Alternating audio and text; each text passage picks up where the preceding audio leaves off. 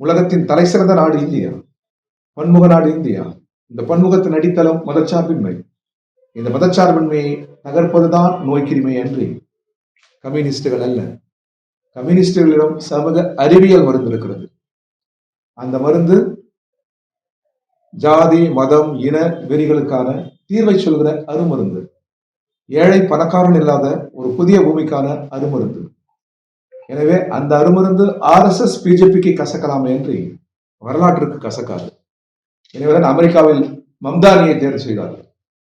Socialist communist தீவிரவாதி என்று குற்றச்சாட்டப்பட்டாலும் New York நகர மக்கள் அவரை தான் தேர்வு செய்தார்கள். எனவே இதையெல்லாம் அந்த அன்பர் எங்கள் மீது கடுமையான வார்த்தைகளை பயன்படுத்துகிற அந்த RSS அன்பர் இது குறித்து கொஞ்சம் ஆழ்ந்து சிந்திக்க வேண்டும் என்று நாங்கள் கேட்டுக்கொள்கிறோம்.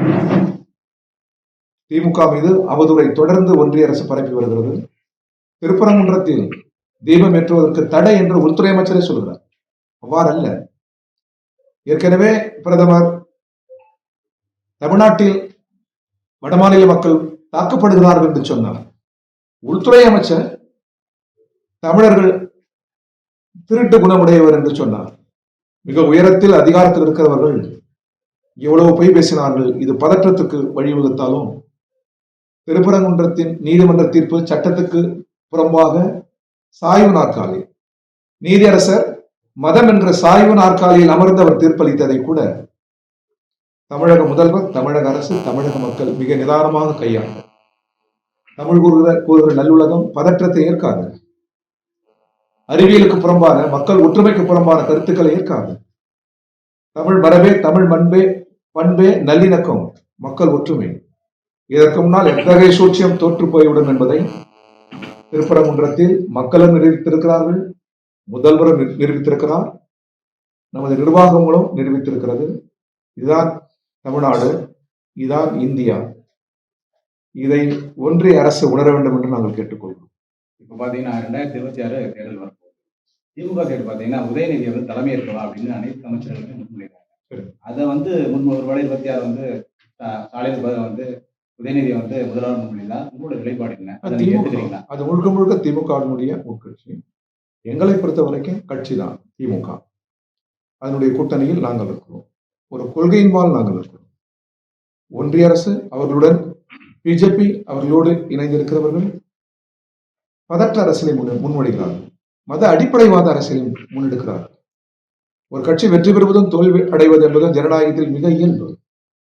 திமுக தோல்வியடைந்திருக்கிறது, அதிமுக தோல்வியடைந்திருக்கிறது, காங்கிரஸ் தோல்வியடைந்திருக்கிறது, கம்யூனிஸ்டுகள் தோல்வியடைந்திருக்கிறோம். இது மிக இயல்பு. கட்சிகள் தோற்கலாம், ஜனநாயகம் தோற்றுவிடக்கூடாது. இப்ப நாம் ஒருவருக்கொருவர் கருத்து சண்டையிட்டாலும் அது ஜனநாயகத்துக்கு வலு சேர்க்கும். ஆனால் மக்கள் பிரிந்து ஒருவருக்கு ஒருவர் சண்டையிடுவது போன்ற கருத்தியலை கொண்டவர்கள் RSS பிஜேபி. அதுதான் பேராபத்து என்று நாங்கள் சொல்கிறோம். எனவே எங்களை பொறுத்த வரைக்கும் எந்த ஒரு உட்கட்சியினுடைய விவகாரங்களிலும் தலையிடுவது என்பது சரியல்ல என்ற கொள்கை உடையவர்கள்.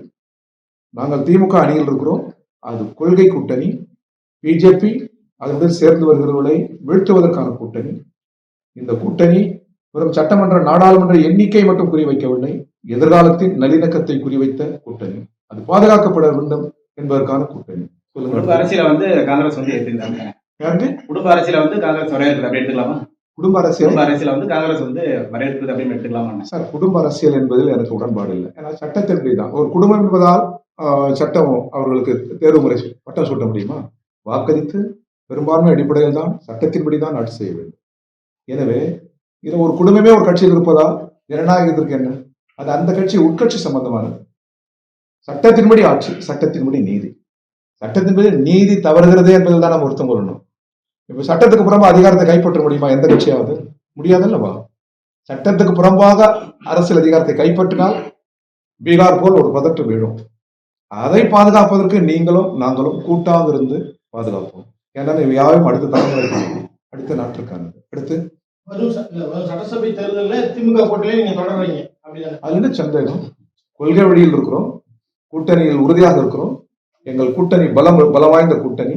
அதை விட நாங்கள் நம்புவது தமிழ் மக்களுடைய கலாச்சார பண்பாட்டு அந்த ஒற்றுமை உணர்வு. அதுதான் எங்களுக்கு கூட்டணியை விட பலம். எனவே நாங்கள் வெல்லுவோம். தொடர்ந்து அந்த பீகார் முதல்வர் சர்ச்சைக்குள்ளாகிட்டே இருக்காரு சார்.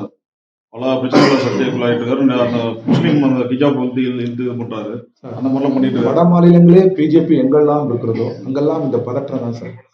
இதான் நம்ம கூடாதுன்னு நம்ம சொல்றோம். பிஜேபி அதை ஊக்குவிக்குதுன்னு சொல்றீங்களா? ஊக்குவிக்கல, அவர்கள் கொள்கையே அதுதான். பற்ற வைப்பதே அவர்கள் தான், ஊக்குவிக்கிறது இல்ல, அவர்கள் தான் பெருநெருப்பே அவர்கள் தான். இப்ப விஜய் பாத்தீங்கன்னா விஜய் கூட்டணியில அவரை தலைவரா ஏத்துக்கிறவங்களுக்கு ஆட்சியில பங்குன்றாங்க கூட்டணி வச்சுக்கிறாங்க. இப்ப திமுக ஆட்சியில பங்கு கிடையாது, அதிமுக விஜய் வந்து அதை முன்னெடுக்கிறாங்க. இப்ப வந்து மற்ற கட்சிகளோட உங்களோட நிலைப்பாடுலாம் எப்படி இருக்கும்? அது அவரது கருத்து, அவரது உரிமை, அவர் சொல்லட்டும். நாங்க தான் ரொம்ப தெளிவா சொல்லிட்டோம். மற்ற யாருமே கூட்டணியில ஆட்சியில பங்குனே சொல்லலையே, விஜய் மட்டும் தானே சொல்றாரு, நேரடியாவே அழைக்கிறாரு. இல்ல, ஜனநாயகத்தில் கூட்டு மிக மிக அதிகாரம் ஒரு இடத்தில் குவிந்து விடக்கூடாது. மாநிலங்களுக்கு அது பகிர்ந்தளிக்கப்பட வேண்டும். ஆனால் கம்யூனிஸ்டுகளை பொறுத்தவரை அந்த காலச்சுவல் எழுதும் போது ஒரு கொள்கை அளவில் கூட்டணிக்கு நாங்கள் ஒத்து வருவோம். கொள்கை சார்ந்துதான். இப்ப நீங்க விஜய்னா அவர் ஒரு கட்சியினுடைய தலைவர், அவர் சொல்றாரு, சொல்லட்டும்.